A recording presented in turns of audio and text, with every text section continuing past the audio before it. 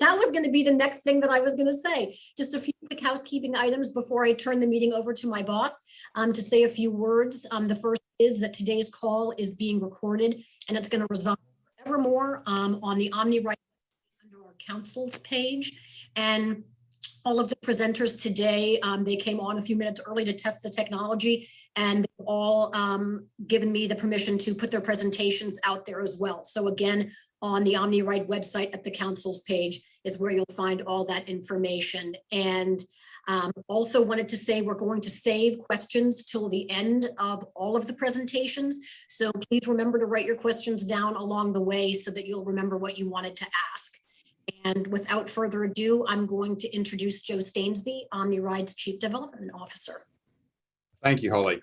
As Holly said, I'm Joe Stainsby. I'm the Chief Development Officer here at OmniRide. I appreciate everybody taking the time to be with us this morning.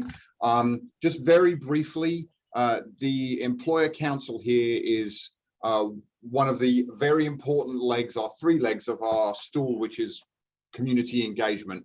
We have our Employer Council, we have our Vanpool Council, and we also have our Hispanic Council.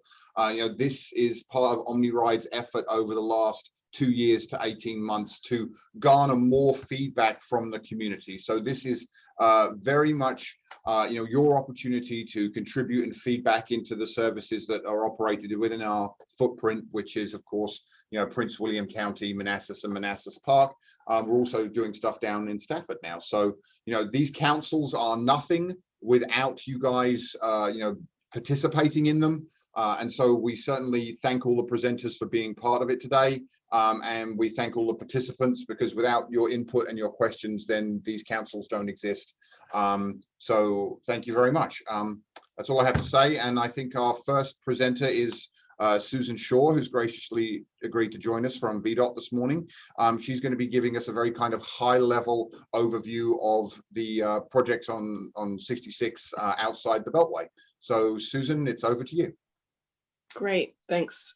Glad to be here and tell you a little bit about what's going on 66. And I will just say before I start through the slides, there's an awful lot of information on the slides that I'm not going to cover, but it's good information and detailed information about the construction progress. But I wanted you to have the information, but I'll keep my briefing just a little bit higher level. On the next slide, just a reminder of what we are building, 2 express lanes in each direction from University Boulevard to the Beltway. This will be HOV3 and buses traveling for free. And then on the outside of those express lanes, there'll be 3 general purpose lanes open to all traffic. And then we are looking at new transit service. We're providing park and ride facilities along the corridor, and then bike and pedestrian trail improvements in many locations. On the next slide, you can see just what the dollar amount. So a very large project. It included $500 million that has been put to projects on the next. This is on the next slide. It includes money, $500 million that went to projects that the Northern Virginia Transportation Authority selected and recommended, which are a number of transit projects that benefit the I-66 corridor. And then our Express Mobility's partner, EMP, will operate the roadway for 50 years. And I just wanted to take a moment. I believe Chris Doherty is also attending the meeting and representing Express Mobility Partners this morning. On the next slide, you'll just see where we are in our timeline as we move towards opening the express lanes in December of 2022. So it's been a long road in many respects. And you can see from last summer, we had our Orange Line shutdown. We had a major milestone in the fall, removing all the signals on Route 28. I feel like we should put on here the pandemic, because that really changed our work. It wasn't something that we anticipated, but we were able to do a lot more lane closures as we had fewer cars out on the road last year. So on the next slide, you can see the University Park and Ride lot. This was taken, I believe, probably the fall of 2019 when bus service was initiated, and really getting some good use out of that brand new parking lot. It's not, the entire parking lot is not open, but as you all are well aware, we have much less demand at the moment, but a number of amenities out there, and it will ultimately have direct access to University Boulevard. And you can see that work progressing. So on the next slide, this is 900 and again, University Boulevard, looking at it from a different angle. And you can see the University Boulevard bridge in the foreground, which kind of runs north-south in that picture, with the parking lot on the north side of 66. And there's work in the median there. That's where those ramps will come up and connect to the bridge at University Boulevard. And that is planned to open in when the express lanes open. On the next slide, you can see the second parking lot that is under construction, and you can actually see it from 66 if you drive by, but this is a rendering of the University Park and Ride lot, about 1,300 commuter spaces. It will also have areas for buses and carpools, and it can be accessed from Century Park Drive off of Ballsford Road, and then you can see the rendering of the ramps that will also be able to connect directly to and from the east on the 66 express lanes. And on the next slide, you can see where the lot stands. This is a fairly recent photo. You can see the parking lot taking shape there. And then in the foreground, you can see the beams have been placed on the ramp. And that's actually progressed quite a bit more than what this photo shows, because the ramp work is well underway now as well. And so again, direct access into these park and ride facilities. The next slide is just a graphical representation that shows where there will be access to and from the express lanes. And so this is important, I think, in looking at bus service and understanding, where there will be access points, because they're not at every interchange. They're at select locations. So again, I won't walk through this, but really good information for you to have as you plan and think about how you might use the express lanes for your bus service. On Route 29, on the next slide, you can see some work there. Moving forward, these two bridges that you see under construction, well, they're completed here, but we opened up 66 here. This was a project that was actually funded through that $500 million. It allowed us to open this up. And so this is making room for the future metro, which would extend somewhere in the area of Centerville Road, but quite a large project here underway. And so that work is continuing. The traffic is shifted. And then we're continuing to work on widening out those bridges that for the express lanes part that will be in the middle, while we're still leaving enough space.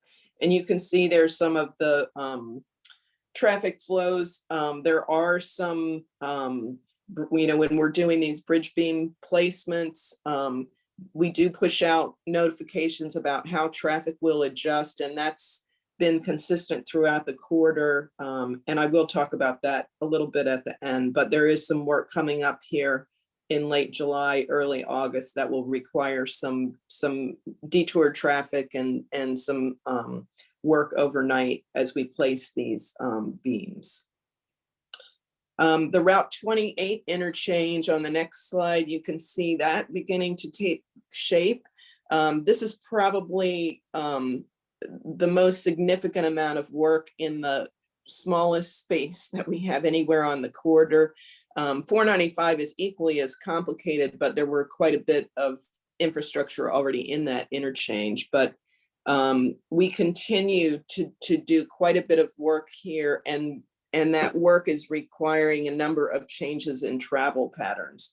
We do have a traffic switch again at the Braddock-Walney interchange. This, you're actually looking from the south, or kind of from Eleanor C. Lawrence Park direction, looking to the south. You can see 66 going across in the background there, and the bridge that's on the farthest down there is the bridge that now connects Braddock-Walney across 28. And prior to that construction, you couldn't, make that movement. Now, we're still not in a full movement mode at this interchange. So if you drive in and around this interchange, I would just say be very alert and keep up with what's going on. One thing I will say is that Waze and some other, we've been communicating with GPS applications to try to get information out as our traffic patterns change. And they have been very responsive, I would say, just generally speaking. At the next slide, you can see work on Stringfellow Road. There we are pushing out 66, so you can see new bridges being constructed outside of the existing bridges. Again, this is to make room for ultimately what would be, a metro rail in the median, and be able to access the park and ride lot there. And you can see the park and ride lot, the bus loop there in the foreground. At Stringfellow Road, there will be direct access to Stringfellow Road to and from the east, only, not to and from the west, but to and from the east through ramps that will be constructed. But they're currently functioning in a 24/7 two-way direction. That was one of the things that we did convert over the past year. So we're just continuing that work. On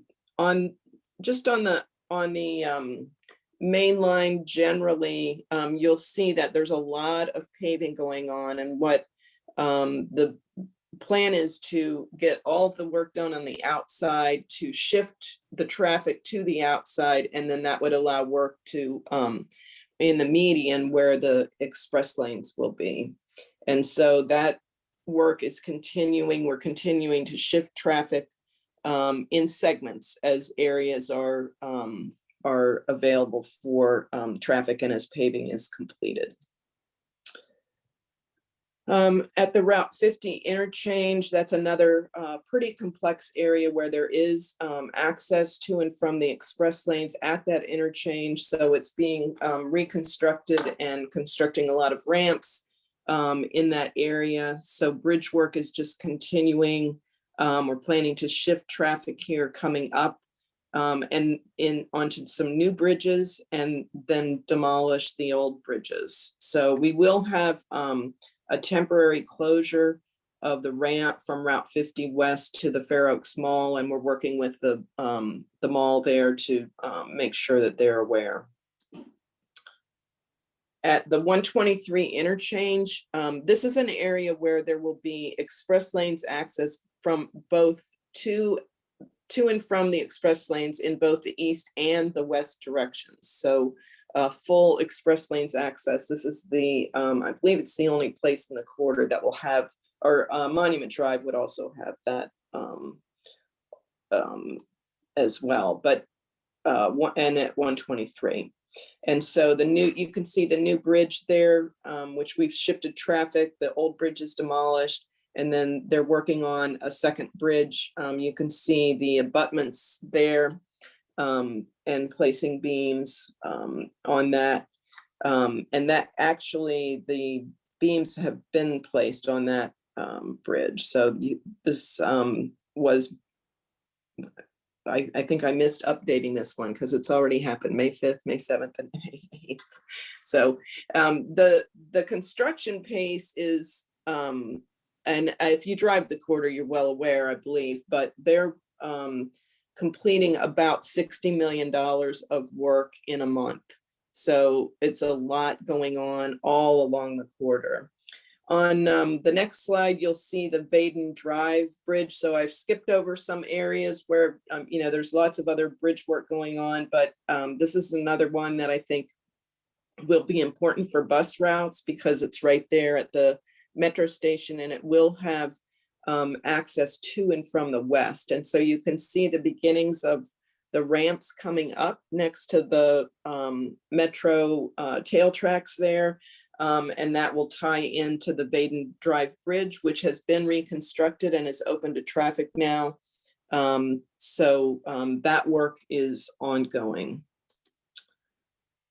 On Gallows Road, that's another, just a new crossing, no access, but quite a bit of work over Metro. We were able to take advantage of the Orange Line shutdown, but there's still quite a bit of work over them, which is mostly being done overnights in non-service time periods so that we're not impacting travel on the Metro line. And then on the next slide, you will see 495 construction. As I noted, very complex work there. And we are again over the, in and around the orange line here. So quite complicated getting beams lifted, but that work has been going on and will continue through the fall of this year. So just, how can you keep up to date? There are updates on our website where you can see what construction activities are occurring, what lane closures are in place, what the weekly lane closure look ahead looks like. There is a way for you to sign up to get updates if you want to do that. There are quite a few though, so but we encourage you to use any of those methods. And then on the next slide talks about our what programs we've been doing to keep traffic moving in the corridor. So we do have a number of programs that are underway. Now, some of those we did adjust through COVID because there was not the same kind of needs. We do have these incentives for bus fare. We did suspend the van pool riders for a while, but we now are starting to talk about restarting that program and that incentive. And then fare subsidies as well to encourage people to ride buses. And with that, my safety message is, the new law that went into effect, I believe, July 2020, but handheld cell phone is, we used to say orange cones, no phones, but now it's just if you're driving, no handheld phones. So, and if you drive the corridor, I think you're fully aware it's really important to stay alert. So that's what I have, and I'd be glad to answer questions at the end. Okay, thank you very much, Susan. That's extremely interesting. It's a huge project.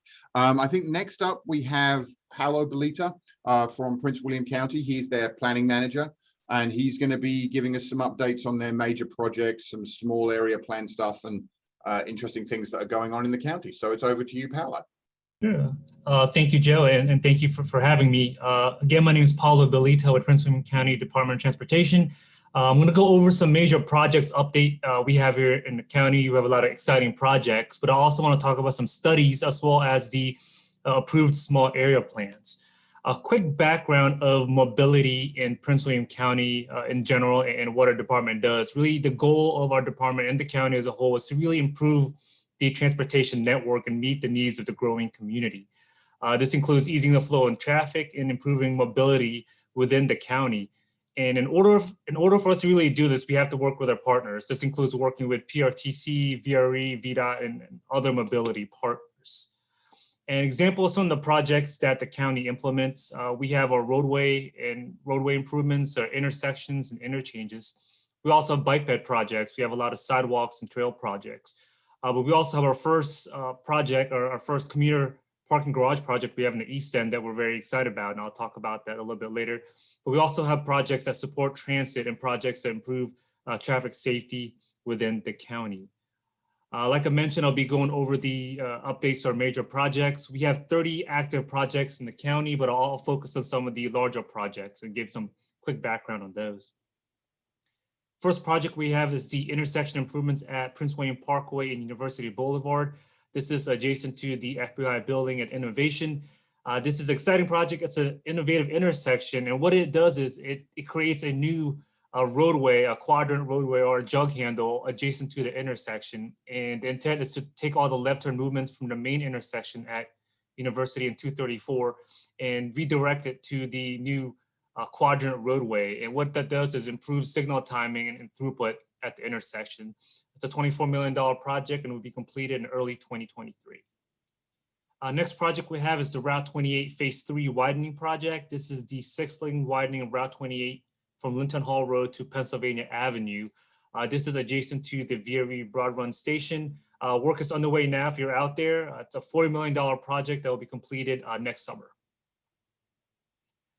We have the University Boulevard Extension Project. Extends University where it terminates Assembly Manor Drive to connect to Devlin Road. So what we call a revenue sharing project. It's fully funded at $12.7 million. This will be completed in late 2022. A project that's not too far away from the previous project. This is the Devlin Road widening project. It's under design. It's a federal project. You can see in the timeline, it does take a little bit longer for some of our federal projects. This will be completed in early 2025, about a $30 million project. But the project does tie into the next project I'm about to talk to, which is the Ballsford Road interchange at Route 234. This is what we call a diverging diamond interchange. And if you're familiar with the Route 15 at I-66 interchange, it's a similar design, similar concept. So this is a design build project. It's about a $118 million project, one of our more larger projects in the county. If you're out there, you're going to see work already ongoing on some of the bridge abutments. This should be completed by late 2022. It also realigns existing Ballsford Road to tie into Doane Drive, which is right next to the new Western facility for PRTC. Another project that's right adjacent to that is the Ballsford Road widening project. This widens Ballsford Road from 2 to 4 lanes. From Doane Drive to Route 234 Business. This actually supports a project that Susan mentioned earlier at the commuter lot at Ballsford Road. So this improves access to that commuter lot, which has direct access to the future express lanes. This project will also be completed in late 2022, same time as the 234 and Ballsford interchange and same timing as the VDOT express lanes project. So everything's going to be completed in the same time frame. Another interchange project we have is the Brentsville Road of Route 234 interchange. It's an innovative design that you can see in the screen. There's a lot of approaches. You have Route 234, you have Route 294, and you have Dumfries Road all converging at one location. So we've identified a concept that improves operations at this location. And it removes the signal on Prince William Parkway.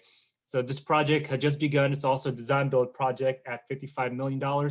This will be completed in sometime summer of 2024. Next project we have in the east end of the county is the Neabsco Mills Road widening project. This is adjacent to Freedom High School and the Northern Virginia Community College campus in Woodbridge. It's a federal project. You can see in the timeline, we started in 2017 and it'll be completed late 2023. Another intersection project we have, another federal project, is the Old Bridge Road and Occoquan Road intersection improvements project.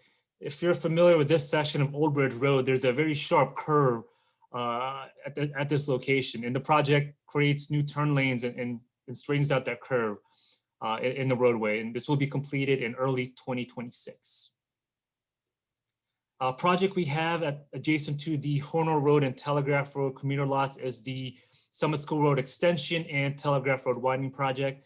This project is ongoing. We're wrapping up design and we anticipate construction to be completed in late 2023. A project I mentioned earlier that we're very excited about is the Potomac and Neabsco Mills commuter garage project. This is going to be the first structured commuter garage in the county. It's a design build project fully funded at about $53 million. Going through the design build process, we're getting ready to start that process, and we anticipate the project to be completed in late 2023. And we are working with OmniRide to create a future hub at this location. A major project we have in the east end of the county is the Route 1 widening, Featherstone Road to Mary's Way. If you're out there, you can see construction ongoing, a lot of work, a lot of utility work that's ongoing. The construction will be completed sometime summer of next year, so we're very excited about that project. Another major project we have that's getting ready to go in design is the Route 28 bypass project. This creates a new 4-lane facility that runs parallel to existing 28 and will then tie into Route 28 in Fairfax County. We're getting ready to begin design, which is about a 2-year process, and another 2-year process for right-of-way, and another 2-year process for construction. It's a major project. If things work out and we go on schedule, the plan is to complete the project by late 2027. Next couple of slides, we have some studies we want to go over. We received funding as part of the Transportation Land Use Connections Program through the Transportation Planning Board to study the feasibility of a shuttle service at Innovation and connecting Innovation to the Veery Broad Run Station and other points in the city of Manassas. So it's a grant study that's fully funded, and we're going to begin this study late this year. The study is going to look at the feasibility of also looking at autonomous shuttle services in the future. So exciting study we have upcoming in the hopper here. Another study we have is also funded by the Transportation Planning Board is the Peak Hour Express bus study for Dale City. This is a study that's ongoing to really look at the feasibility of bus priority treatments in Dale City. We're focusing on studying Dale Boulevard, Maynardville Road, and Prince William Parkway. Some of the improvements that the study is looking at is bus-only lanes, peak hour bus HOV lanes, transit signal priority, or queue jumps at these locations. So we're getting ready to wrap this study up, and we'll share our recommendations with PRTC once completed. Next couple of slides, I'd like to go over briefly the approved small area plans. So we currently have 4 approved small area plans in the county. We have Dale City, Innovation Park, North Woodbridge, and the Landing at Prince William. So the board initiated an update to the comp plan, which really includes creating these small area plans, which target growth at key locations throughout the county. These locations are intended to be high dense with transit-oriented development. And these small area plans include a land use section, a mobility section, a cultural resources section, an economic development section, and level of service plan. Now, I'll give an example of the different mobility elements in the plan. The first plan we have is the Dale City Small Area Plan. You can see here in the map. It encompasses Dale Boulevard, Maynardville Road, and Prince William Parkway. And the plan itself has a transit element.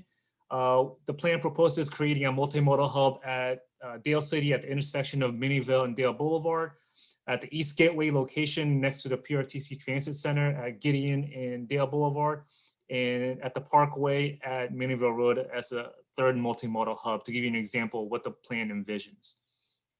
The next small area plan we have is the Innovation Park Small Area Plan here in the west end of the county. The plan itself has multiple elements. It looks at creating a new internal roadway network. It looks at shuttle services. It also looks at a town center, as well as different improvements. And to give you an idea of when we envision these small area plans, we're looking at a more urbanized design for our roadways. We're looking at roadways, for example, we have the boulevard design here on the screen. You have on-street parking with wide sidewalks and bike lanes specifically. We also have the North Woodbridge Small Area Plan, which is split into 3 main areas: the town center, the Belmont Bay, and the Marumsco sections. As an example, as part of the town center area, we're looking at additional roadway improvements within that network. And we're also looking at creating multimodal hubs at the Veery Station, accessing commuter lots, as well as the feasibility of looking at future fast ferry there at the Occoquan River. Next, we have the landing at Prince William. This is adjacent to the Horner Road and Telegraph Road commuter lots. And the plan itself looks at an urbanized internal network and looking at a new structured parking and creating a multimodal hub at the existing Horner Road parking lot facility. And with that, I can answer questions at the end of the presentations.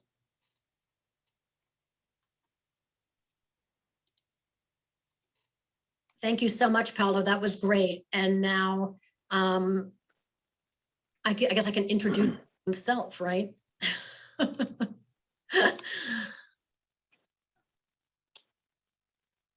All right. right. Hey, everyone. This is Gabe Ortiz. I'm with the Department of Rail and Public Transportation. Today, I will be talking about Telework VA and the future of telework. And so for our presentation, we did a quick agenda. I will cover this first portion of the history of Telework VA, kind of talk about our purpose, why we have this program. And then my colleague, Robin Mack, will jump into kind of the nuts and bolts of the services we provide, talk a little bit about where we're at now in this unique situation with COVID and everything that comes with it. And then she will talk a little bit about going back into the workplace and what we kind of feel that's looking like for employers with relations to telework. So I will jump into this slide here. Basically, the Telework VA program is developed and operated by DRPT. It's a program that we've had for some years now. And before, let me take a step back and talk a little bit about DRPT for those folks that aren't too familiar with us. Our mission is to facilitate and improve the mobility of citizens of Virginia and to promote efficient transportation of goods and people in a safe, reliable, and cost-effective manner. So primarily our focus is freight, rail, public transportation, and commuter services. I work directly with commuter services, and basically what that means is promoting carpools and van pools and transit with, again, the aim to mitigate transportation and get people out of their cars. So Telework VA, one of our programs, started in 2001. And just like everything else we do with commuter services, its main focus was to mitigate traffic congestion. At first, Telework VA was implemented in Northern Virginia, but we soon expanded to the entire Commonwealth. The first part of that expansion was to the congested areas of the Richmond and Hampton Roads regions. It was an obvious next step after Northern Virginia. And just recently, not too long ago, we have been able to offer our services to businesses all across the state. So that's a pretty big milestone for us here at DRPT. So now we are live and able to help businesses throughout the entire state of Virginia. So why do we have this telework program? Well, the data pretty much told us there is a need. DRPT, in coordination with the Washington Metropolitan Council of Governments, conducted some extensive research that showed, again, significant potential to use telework as a way to get cars off the road and mitigate that traffic congestion. As you can see in this chart, just in Northern Virginia alone, we have over 800,000 folks that could and would telework. So it's really our job to kind of connect them with their decision makers and their employers to facilitate that and get that transition going and make them take that next step. So our purpose. So Telework VA provides businesses throughout Virginia with free technical resources and consulting from DRPT's telework experts. What we do primarily is develop telework policies. We can start or expand a telework program, and we generally help businesses like yours to get the most out of their telework program. So like many of you, DRPT was put into an emergency telework program for its employers. We were fortunate enough to have something in place, and we were fortunate enough to be able to kind of hit the ground running, but we know a lot of employers weren't able to do that. So they were caught kind of flat-footed. So we're here today to help those businesses. We're here today to even if you have a formal telework policy, we can help sharpen it up. We can help bring it up to speed because we know these are pretty unprecedented times. So it's been kind of our focus the last year or so. That was a quick history, and moving forward, Robin Mack is going to talk a little bit now about, again, kind of the meat of what we do, and that's the technical services. So Robin? All right, thank you so much, Gabe. So as Gabe mentioned, I just want to elaborate really on the services that the Telework VA program provides as we're now looking at the future of telework and how that will impact employers going forward. So our focus is really to help employers strategize, to be able to implement or expand their telework program so that the infrastructure of the program is solid and sustainable for the long term. We're hoping that organizations have seen the benefits of telework and will continue to embrace telework in some capacity, understanding that most folks won't be 100% working from home, but will be teleworking in a capacity more than they did prior to the pandemic. We also assess the needs of the employers, provide survey results that really help steer key decisions. We develop the policies and the agreements that are necessary to establish the guidelines and expectations of the program. And we try and maximize participation in the program, excuse me, by exploring and identifying suitable positions.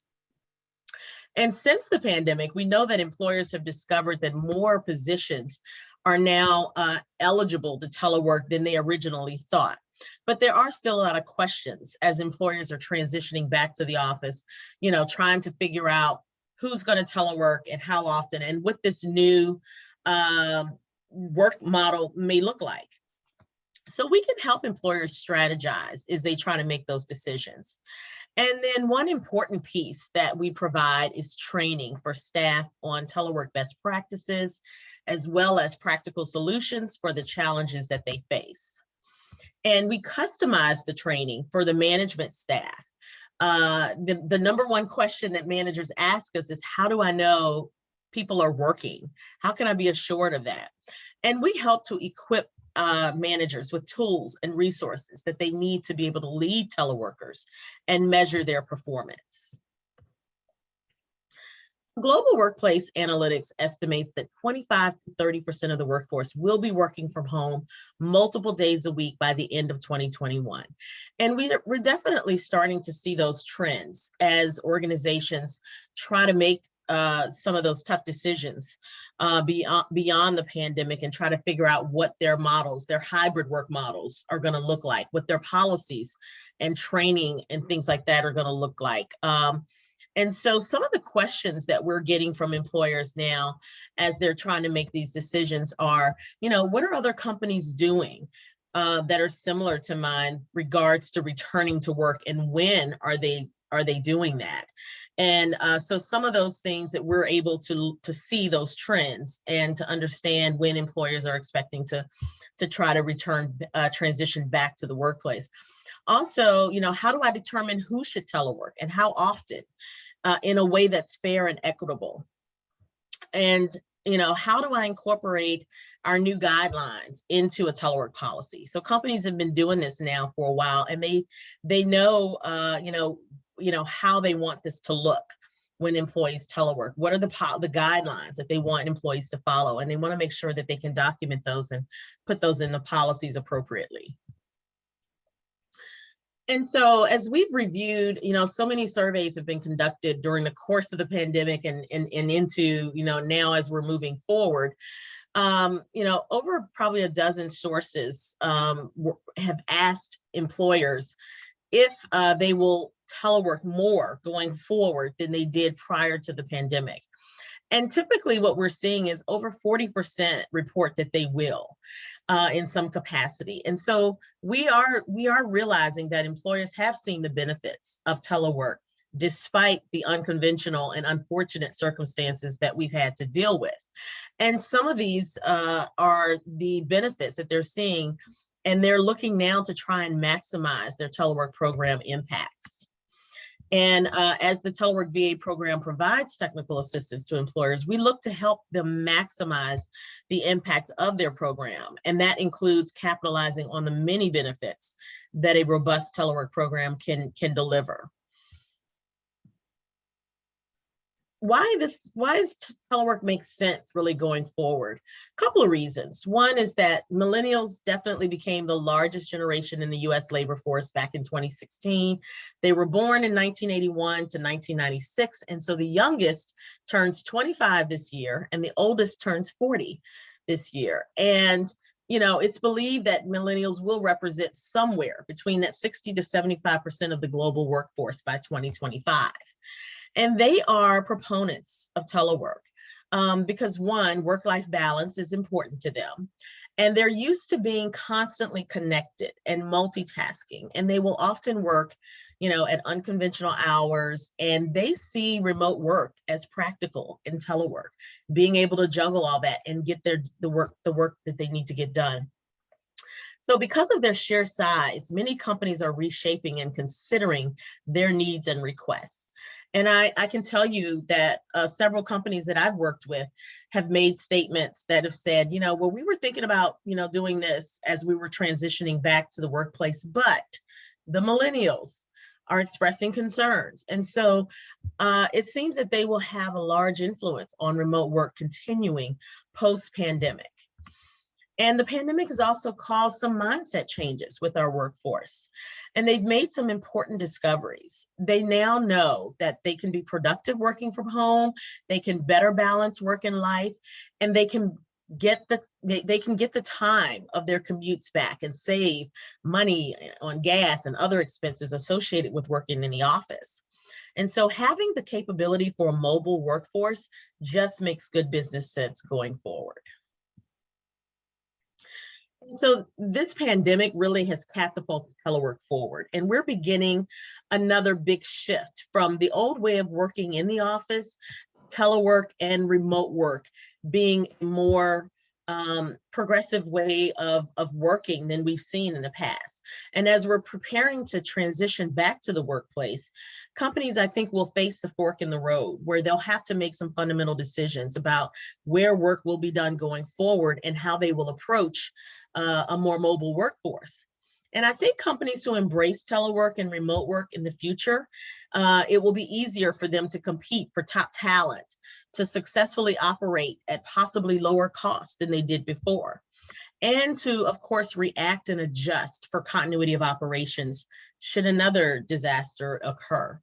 But those who embrace this big shift with strategy, awareness, and understanding will definitely be better equipped to weather any storms in the future and any other issues that may arise as well. So the teleworkva.org is the official website for Telework VA. It has additional information and resources to help you successfully participate in or manage a telework program.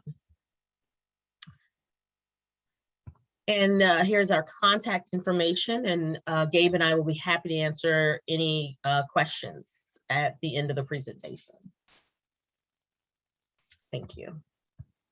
Great. Thank you so much, you all. That was great. Joe's going to queue up my presentation and we'll get going in just a second.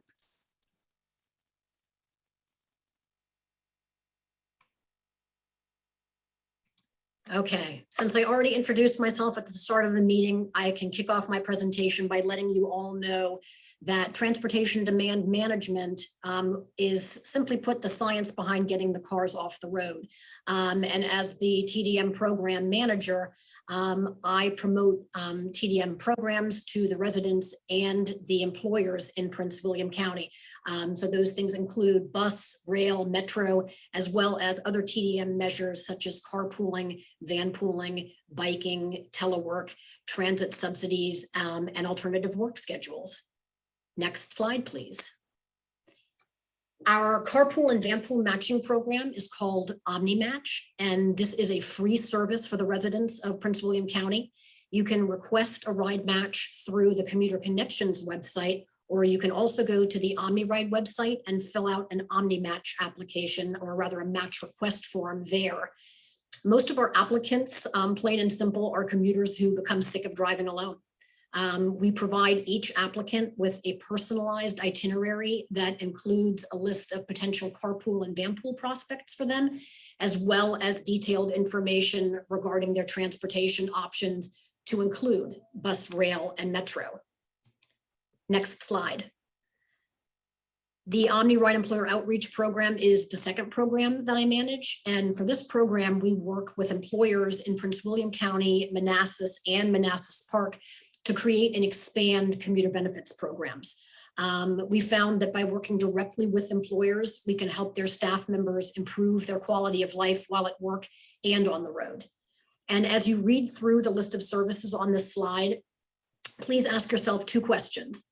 Which of these options will work best for my staff members and coworkers so they can save money and be more productive during the workday instead of being stressed and tired from commuting? And which options will best provide my business with superior retention and recruitment tools? All of these services are free for the businesses in Prince William County, and as well as Manassas and Manassas Park. And we promote them through one-on-one meetings with HR, lunch and learn sessions with larger groups, Vanpool formation meetings, health and wellness fairs, transit fairs, Earth Day events, and employee benefits fairs. And some examples of employer outreach activities that I've done in Prince William County include Earth Day events at Lockheed Martin, benefits fairs at Micron, transit fairs at the GMU SciTech campus with my good friend Janet, who is on today's call, lobby tabletops at commercial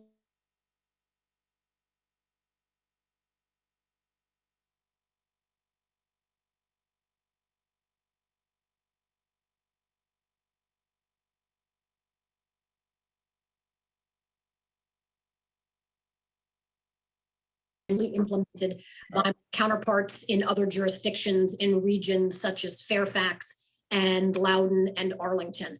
And that's the Best Workplaces for Commuters program.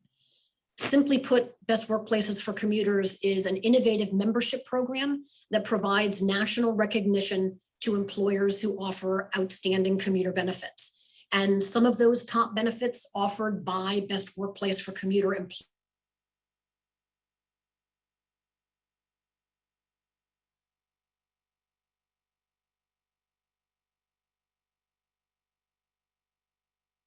transportation coordinator, as well as providing telework options for their employees.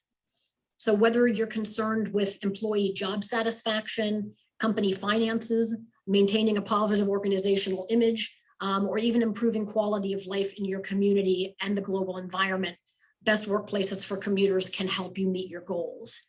The program is really passionate about helping workplaces improve the performance of their commuter programs via access to their listserv, also through peer-to-peer exchanges, as well as access to frequently asked questions, employer case studies, webinars, and other resources. And there is a $250 annual fee to join the program, and the OmniRide Employer Services Program can help to cover the cost for at least the first couple of years of that.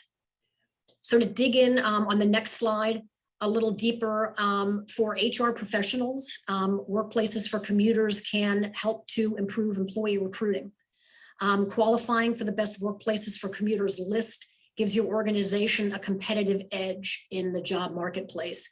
And the Best Workplace for Commuters social media team is committed to doing everything they can to help you get the recognition you deserve. And it can also expand your labor pool. Commuter benefits make it possible for a new employee who would otherwise have selected an employer somewhere else closer to his or her home, they can now get to your workplace. For finance professionals, the program can help increase tax savings. Changes in the federal tax code allow employers to offer tax-free transit and vanpool benefits up to $275 a month, saving your organization money on payroll taxes. And it can also reduce the cost of employee recruiting and turnover. Many employers claim that commuter benefits are an outstanding tool for retaining talent, which means they can cut costs associated with recruiting and training new employees.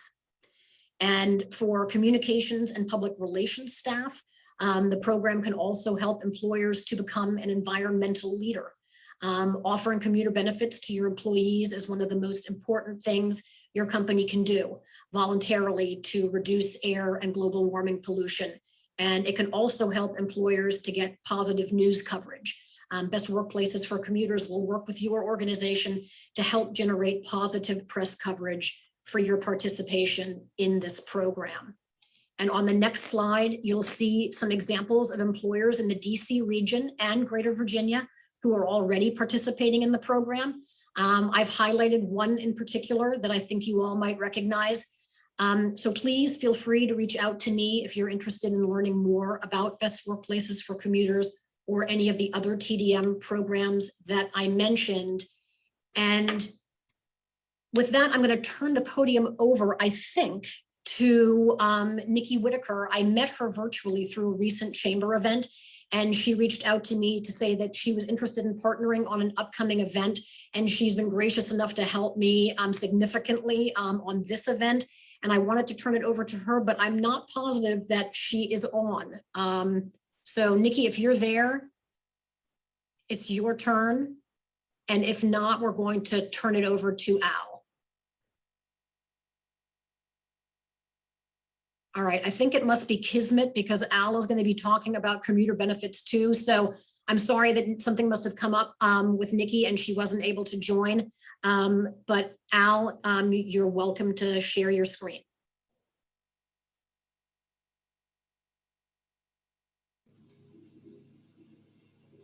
Okay, good morning, everyone. And if you give me a quick second, I'll share my screen and start my presentation. Okay, again, my name is Al Watson. I work for the Washington Metropolitan Area Transit Authority, and today I'll be giving you a brief overview of the SmartBenefits program. But before I get started with that, I have a few other items that we're very excited that have taken place in the last few weeks or even last year that I thought would be important to you. But the first thing I want to start with is safety. Safety in Metro is extremely important. And we want to be certain that we at Metro are doing our part to make certain that our riders, as well as our customers and employees, are safe. So whenever you're in the Metro rail system or even on bus, it's required that you must wear a face mask. Also, hand sanitizing is taking place within the stations, on the rail cars, as well as in the buses. And we're doing a deep cleaning of those areas. Also, we have real-time crowding information. In other words, we have information regarding the real time for bus, as far as when the buses will come. We have predicted time for the rail cars to arrive at a particular station. And we also have available information on next bus using a third-party app. You may have even seen these commercials on TV doing our part. Another thing that we're very excited at Metro is that you can now use your mobile device, cell phone, to pay for riding on Metro Rail. Instead of using an actual plastic SmartChip card, you can now use an iPhone to have a virtual SmartChip card on an iPhone or Apple Watch. That actually started last year in 2020. And then just recently in 2021, this year, I guess it was last week before last, in June 8th, we actually introduced the virtual SmartChip card on Android phones. And the way you can tell the difference is each SmartChip card has its own unique SmartChip card serial number. On the iPhone or Apple Watch, the SmartChip card number begins with 0176. On an Android phone, the SmartChip card serial number, virtual SmartChip card number begins 0177, as well as the actual plastic SmartChip card, and it's not here on the presentation slide, begins 0167. So that's how you can tell whether the person is using an actual SmartChip card versus one of these virtual SmartChip cards on a mobile device or a cell phone. Also, you don't have to actually come in contact directly with the SmartChip target. You just come within a few inches of the target. You can find that sweet spot to scan your cell phone or your virtual SmartChip card to pay your fare as you ride on Metro Rail. So we're very excited about that. Another thing that we're very excited at Metro is that we're introducing that we're going to replace all Faregates in all the Metro Rail stations, all Faregates. And this picture shows on the left what the new Faregates will look like as compared to what the existing Faregates look like right now. As you can see, the Faregate have a brighter, more modern look to it. It's silver and complex. It looks more modern compared to this look over here to the right. The gates open much faster than the current Faregates. They have a larger display. It's easier to read the information in the Faregates. Also, the brighter lights, which shows you're entering the station at this particular point, or as you exit, it's much easier and brighter to see. We're going to start these installations. It's going to start next month in July. I'm not sure the exact date, but that will start. It's going to take about a year to complete all of the stations with the new Faregate. It should end in June of next year. 30 days before the stations begin to install the new Faregates, there will be signage. We're not going to start everywhere at the same time, but we'll have a list of 6 or 7 that will begin the installation. 30 days prior to that, we will have signs to let our customers know this station will be installed with the new Faregates.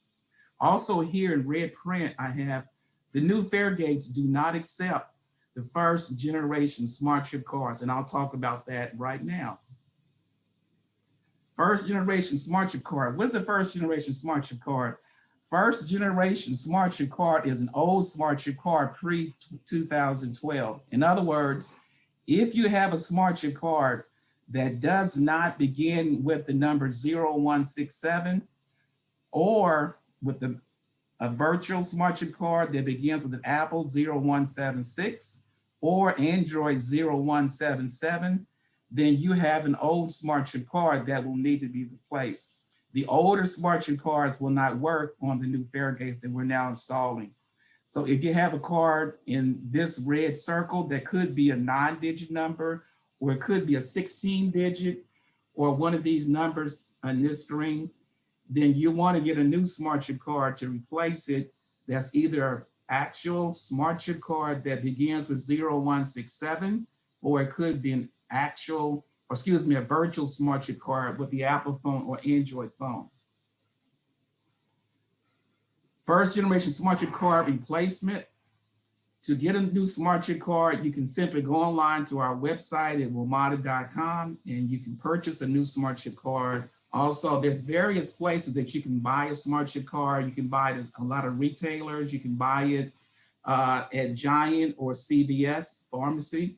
They sell smart chip cards. Once the person gets a smart chip card, they will need to transfer their funds from the old card to the new card.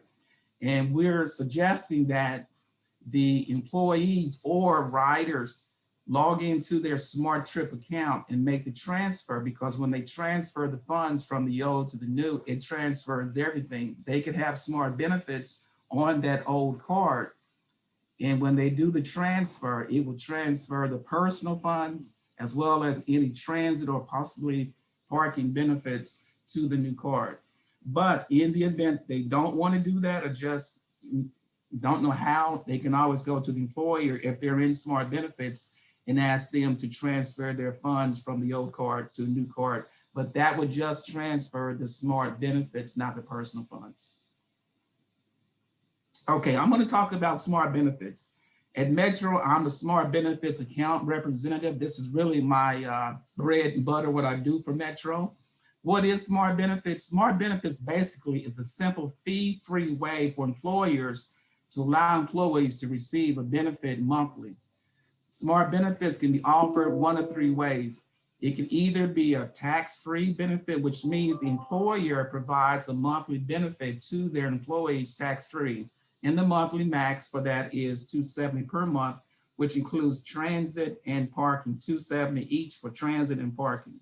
Or another way that employers can offer benefits to their employees if they're not able to give it as a tax-free benefit, they can do it as a pre-tax payroll deduction benefit, or possibly they can do a combination of both.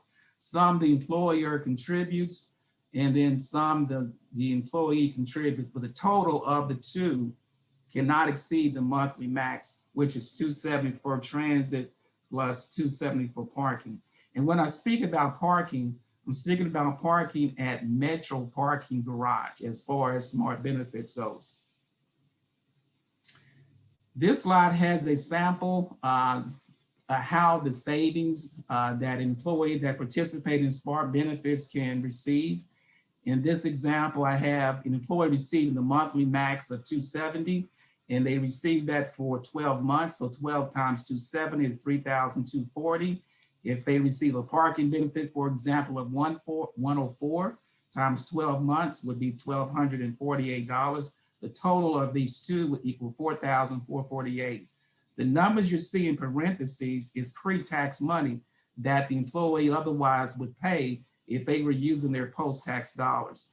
Federal income tax, you don't have to pay that. Or before that transit benefit is applied, their transit benefit is taken out first. So you save on federal income tax, FICA, Social Security, Medicare, state income tax, all of these numbers. So we take these numbers, subtract it from the total, the savings would be $1,188 just for transit.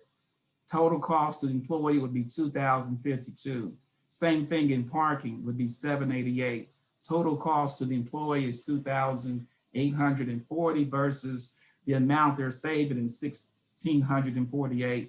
So anytime you can do anything pre-tax, just like if you have a medical premium that comes out of your paycheck, oftentimes that's done pre-tax. So one of the main reasons that someone would want to participate in SmartBenefits is the savings they receive, either pre-tax or tax-free. How does SmartBenefits work? SmartBenefits basically is money that loads to an employee's SmartChip card. It's automatically loaded to their registered SmartChip card. And I want to emphasize the word registered. In order to access benefits on the SmartChip card, the SmartChip card must be registered. You can buy a SmartChip card in a number of places. Once you buy the card, the employee or customer should go to our website, WMATA.com, and register their SmartChip card in their name, address, city, state, and zip code. Also, the money that goes to the SmartChip card can be used to purchase monthly passes for various systems in the area.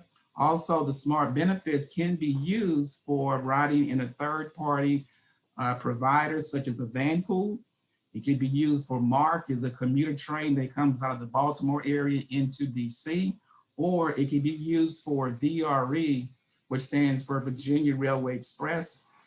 There's also a paratransit system called Metro Access, and there's also long-distance commuter buses that you can also use your SmartBenefits. In order for an employee to access their SmartBenefits on a SmartChip card, be it virtual or actual, they must tap their SmartChip card when riding Metro Rail or any of the area buses on the SmartChip target, and then they pay per trip to access their SmartBenefits to pay their fee on that particular system. This slide is just showing on the SmartChip card, once you're in SmartBenefits, we call it purses on the SmartChip card. You have a transit purse, you have a parking purse, and you have personal stored value. The transit and parking purses are restricted, meaning that's the pre-tax or tax-free money that goes on to that SmartChip card that can only be used to pay for transit. When you tap that SmartChip card on a target at Metro Rail, it will only be used to pay for riding on Metro Rail or perhaps a bus. Parking, as I mentioned before, this is parking at Metro parking lots only in SmartBenefits, and it will pay your fee to pay your parking at a Metro parking garage. You can't swap these. I can't use transit money to pay for my parking, vice versa. I can't use parking money to pay for my transit. If I run out of money in either of these two purses, that is what this personal stored value purse is for. That's money that I, as a customer or rider, I can load money onto my SmartChip card, or the rider should say, I'm not saying I, but the rider can load money onto their SmartChip card, which is their after-tax funds. In the event they have the money in these two purses, this personal stored value money is there to pay their fee for parking or for their ride on the Metro or bus. Getting started with SmartBenefits, how does it work? To prepare, identify your employees' transit and Metro Rail parking needs. Consider how you will use the unused money for rollover or non-rollover. Consider your payment method. How will you pay us at Metro for the benefits that you're ordering for your employees? There are two methods of payment, is ACH or credit card. We accept most major credit cards such as Visa, MasterCard, Discover, or Amex. And there's two types of ACH. There's customer originated, where you push or send the money to us. We give you our banking information, or the opposite of that is called remote originated, where you give us your banking information, and once a month we debit your bank account. Next, you want to set up a SmartBenefits account. You go to this link right here to apply. And applying is very easy. You simply give us your company name, address, city, state, zip code, point of contact, phone, fax, email. Select your account representative, which hopefully would be me, Al Watson, and select your method of payment and submit that application, and we'll quickly get an account set up for you. You also want to collect the registered SmartChip card serial numbers, the name of the person, and the amount they want, which is a monthly amount. If the employee or customer doesn't know how much they want, they can calculate based on their daily costs to and from work, and then take that daily amount times the number of days in a month they commute to work, and that would be their monthly amount. Keeping in mind, the monthly amount to receive for transit is $270, and the monthly amount for parking is $270. And then you would simply configure or set up your employees into your SmartBenefits account, and you would then do this between the 1st through the 15th of the month. And the orders must be placed by the 15th at 11:59 Eastern time. Once the clock strikes midnight on the 15th, it's now the 16th. No more orders can be placed. On the 16th, which is usually the first business day after the 15th, is when payment is due to us based on whatever method of payment has been selected. And then on the 1st of the upcoming month, the benefits are available for the employees to use in whichever method they've chosen to use. Important dates to remember: SmartBenefits is deadline driven. You'll hear us talk about this a lot when we refer to SmartBenefits. The most important thing is that changes are to be made between the 1st through the 15th of the month, as I just mentioned, by 11:59 p.m. Eastern time.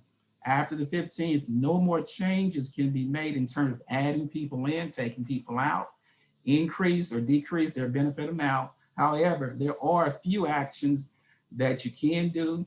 You can retrieve, or you can suspend or restore benefits on a SmartChip card. Perhaps someone received benefits that they should not have received. You can pull those benefits back by retrieving them, or maybe you retrieve benefits by mistake. You can restore those benefits back to the employee's SmartChip card. Also, if an employee loses a card, they can reassign their benefits any time of the month as long as they're available on the card, or the employer can do this. There's also a feature within SmartBenefits called SmartBenefits Anytime that gives you the flexibility to work around these deadlines that I keep talking about, that you can apply to an employee's SmartChip card.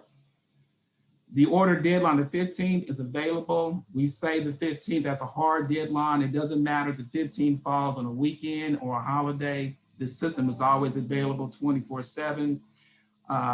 If the 15th falls on a Saturday, for instance, most people will complete their work on the 14th, the day before, knowing that they're not going to be working on Saturday, the 15th. But if they wanted to, they can log into the system at any time.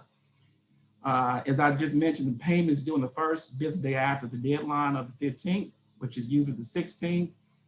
Also, too, any benefits that you're due back as a credit will be applied to the SmartBenefits business account the 5th business day of the new month.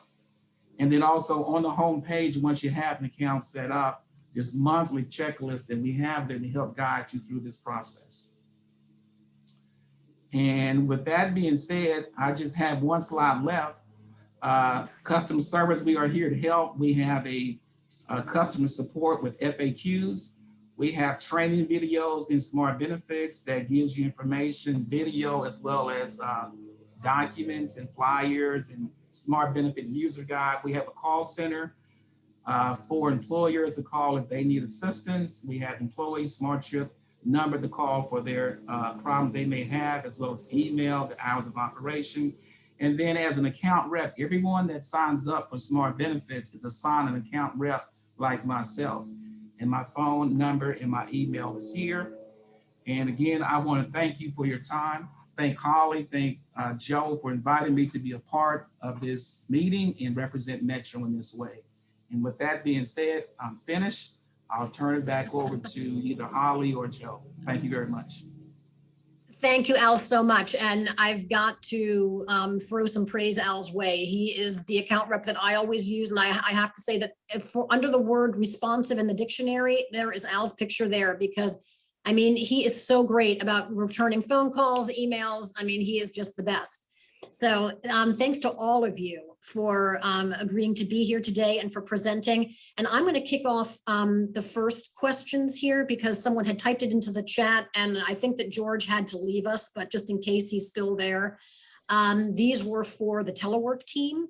And George says, 2 questions for the telework presenters. Has equipment been an issue? For example, a quality printer at home. And the second question, is service a challenge overall for staff teleworking? Okay, I can start and Gabe can chime in. As far as equipment, I think at the beginning of the pandemic, we saw a lot more equipment challenges because everything happened so quickly and people had to make that transition so quickly. But then we started to, I think people were able to try to make those adjustments and try to get the equipment that they needed to be able to get the work done that they needed to get done. So we're not seeing as many equipment issues right now. I think where we are seeing a few challenges is, for example, companies may say, well, we would like for our employees to be able to telework 3 days a week from home and then maybe come into the office 2 days a week. And they're trying to make sure that they have adequate equipment to be able to do that type of hybrid model. So that's the main thing that we're seeing with regards to equipment now, is just making sure that they have what they need for that situation. And then the second question was is service a challenge overall for staff teleworking? Okay. I'm exactly sure what that means. Does he mean like Wi-Fi or service or internet connectivity? He's not on the call anymore, but Okay. that's the only thing that I can infer as well. Okay.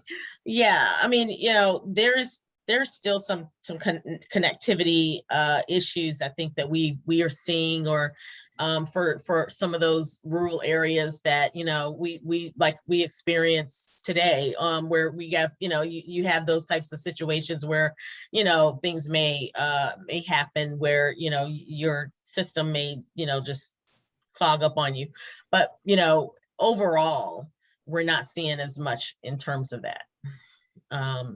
Gabe, anything you'd like to add? Yeah, I can't, Robin, obviously you're kind of the boots on the ground, so you have a lot of exposure to different employees. I can only speak personally. And then one story about my nephew, he just jumped into the workforce, and he works for a federal credit union, and they were one of those companies that were completely caught off guard. They didn't have laptops. They weren't going to lug home their PCs in their big old towers that they had. So they had to scramble. But once they did, he's still teleworking, and they were able to accommodate. So, I mean, I think it's always going to vary, and it's going to vary by how prepared and how much teleworking these companies were doing in the past. And then I know for me, just personally, I did buy a printer. Once my monitor kind of stopped working and the cold sweat started coming, and I was like, what do I do? I had to figure it out on my own. So, I mean, I think I think there's a lot of that going on, a lot of learning about how your own equipment works and trying to troubleshoot, because you just don't have that IT person. Now, I was fortunate once to get help from an IT person virtually, and that was great. So, I mean, I think some companies have those capabilities, others don't. And that's there's all those different platforms where an IT person can pretty much get onto your desktop and fix things. And those are probably things people had to upgrade to during this time. So just my 2 cents, and I'm sure everybody has their own story when it comes to equipment and teleworking at home. Right. Okay, I've got one more question in the chat, and then everyone feel free to keep typing. We'll also let people unmute and just ask their questions. Al, this one's for you. Can an employer put anytime funds on an employee's Smart Trip card between the 15th and the end of the month?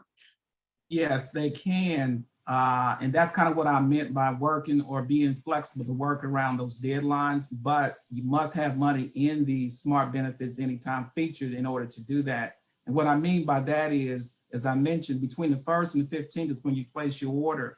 If you have anytime monies in your account already, and today is the 23rd, if I want to give benefits to someone today or say next month, I could add that card in my account. If I did it today, it would have a kickoff date of the 1st of August, but I can select, I want that card to get anytime funds today to prorate the amount as well as on July 1st. Okay, great. Thank you so much. We've got one more question that's popped up in the chat from Northern Virginia Veterans Association. That organization supports elderly and disabled veterans, and we have a big gap in anything capability. Are there any crossover services or devices that any of your groups provide that we can leverage to help our veterans? And I got to think on that one.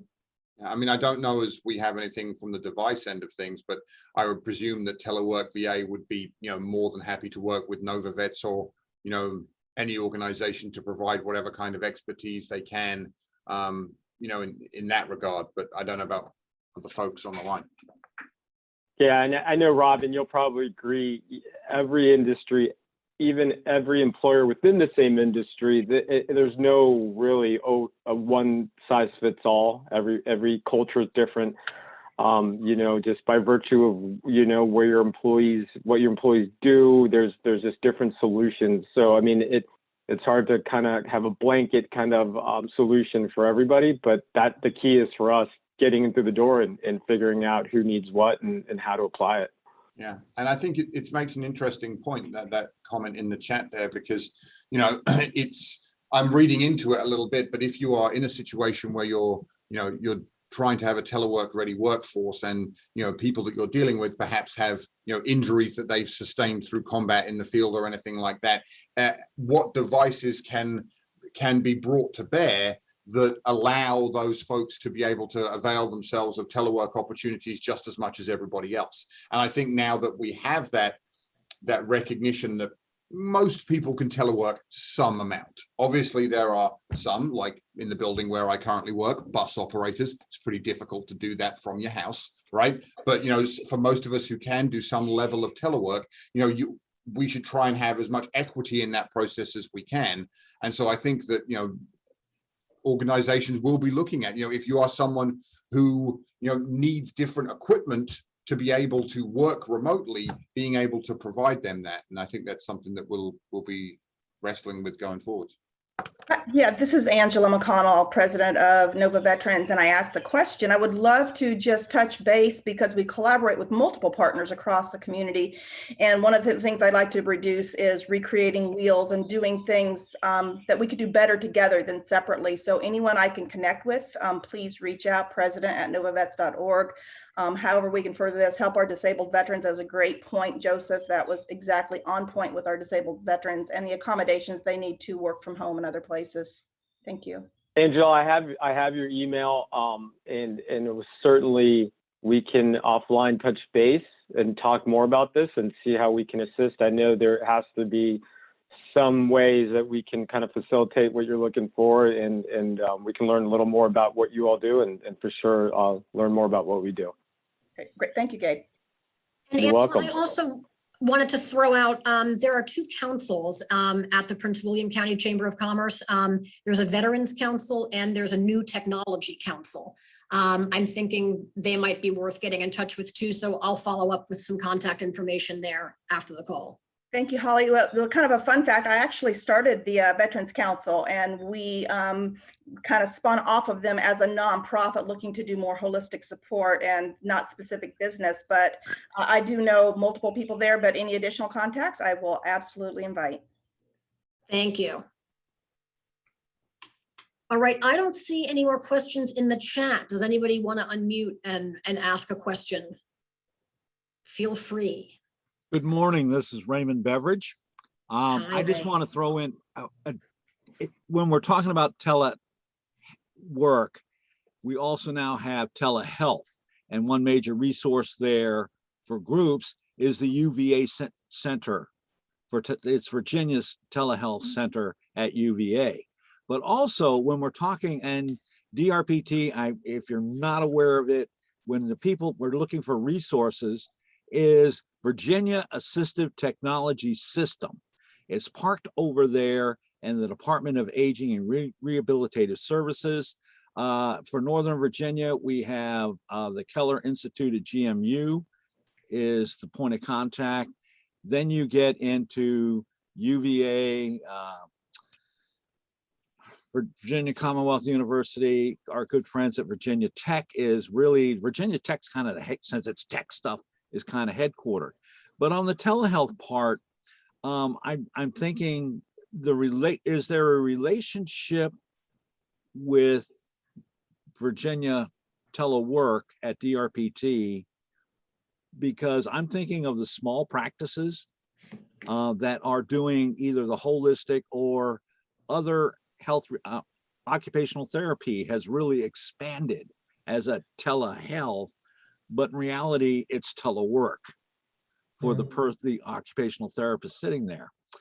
Or I will take it even further, since my good friends that are down in Big Stone Gap, Virginia, at the Health Wagon and at Mountain Empire Area Agency on Aging, they love DRPT because they've funded vehicles. That's great.